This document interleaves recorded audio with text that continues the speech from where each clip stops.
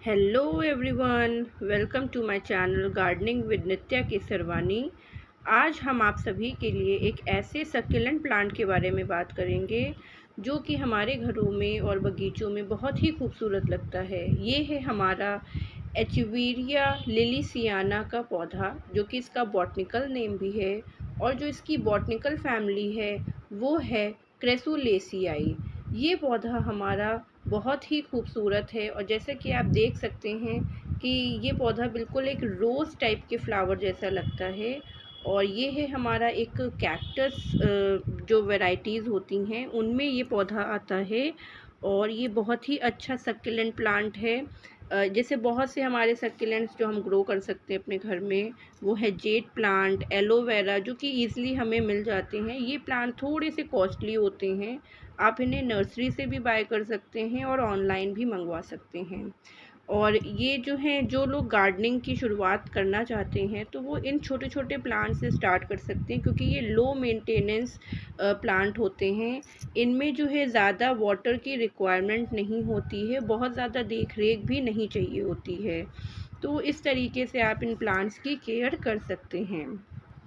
Echeveria plant की जो soil है वो हमें कैसी रखनी चाहिए, इसके बारे में हम आपको बता देते हैं।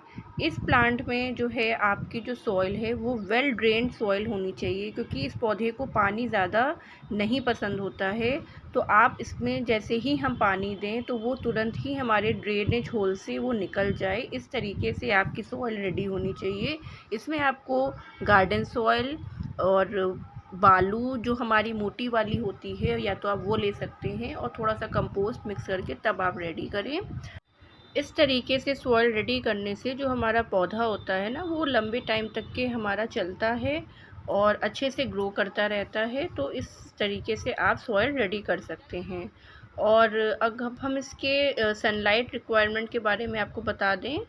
इस पौधे को जो है कम से कम 6 से 8 घंटे की धूप जो है अच्छी होती है। जैसा कि आप सब जानते हैं कि ये हमारे सक्यूलेंट्स प्लांट हैं, और जितने भी सक्यूलेंट्स प्लांट होते हैं उन सभी को जो है धूप पसंद होती है। तो ये हमारे आउटडोर प्लांट्स ही कहलाते हैं। इंडोर ये बहुत कम ही हमें चल पाते हैं। तो इसलिए आप इन्हें जो है फुल सनलाइट में रखिए, कोई प्रॉब्लम नहीं होगी। इस पौधे में अब जब आप इसको धूप में रखते हैं तो इस बात का ध्यान रखिएगा कि आप इसे जो है रोटेट करते रहें।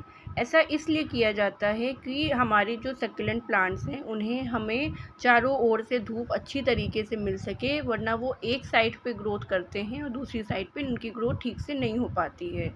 तो इन कुछ टिप्स का मेरे आप ध्यान रखिएगा, तो आपके भी सक्यूलेंट्स अच्छे से ग्रो कर सकेंगे। आप किसी भी इन्वायरमेंट में रहते हों, वो अच्छी तरीके से ग्रो कर जाएंगे। अब हम आपको इस पौधे की वाटर रिक्वायरमेंट के बारे में बता देते हैं। अगर आपका पौधा समर सीज़न जैसे कि हमारा अब स्टार्ट हो गया है, तो इस पौधे में आपको जो है 2-3 दिन में सॉइल को पहले चेक करके ही पानी देना है। हमें ज़्यादा पानी नहीं देना है। और कोशिश ये करिएगा कि प्लांट के ऊपर पानी आप डायरेक्ट मत दें, उसको स्प्रे करके दें, और सॉइल में आप पानी चारों ओर से दें। तभी आपका पौधा अच्छे से सर्वाइव करेगा। और अगर विंटर सीज़न हमारा है तो उसमें जो है आप पौधे में 1-2 हफ्ते बाद ही पानी दें, क्योंकि इस टाइम पर भी हमारे पौधे जो हैं वो डोरमेंसी में चल रहे होते हैं, और वो अपनी ग्रोथ नहीं कर रहे होते हैं ज़्यादा अच्छी स्पीड्स पे। तो इसलिए हमें उस पर ज़्यादा वाटरिंग देने से कोई रीज़न नहीं बनता है। तो इसलिए, और ये पौधों का सबसे अच्छा जो प्रोपगेशन टाइम होता है वो हमारा फरवरी टू मार्च होता है, क्योंकि इस मौसम में बहुत जल्दी इनकी जो लीव्स अगर हम प्रोपगेट करते हैं तो वो बहुत अच्छे से हमारी जो है ग्रो कर जाती हैं। आप इसे नॉर्मल कोकोपीट या फिर जो हमारी कंपोस्ट होती है उन दोनों को मिक्सचर करके आप तब लगाइए, तो आपका जो है ये नए पौधे इसके तैयार हो जाते हैं।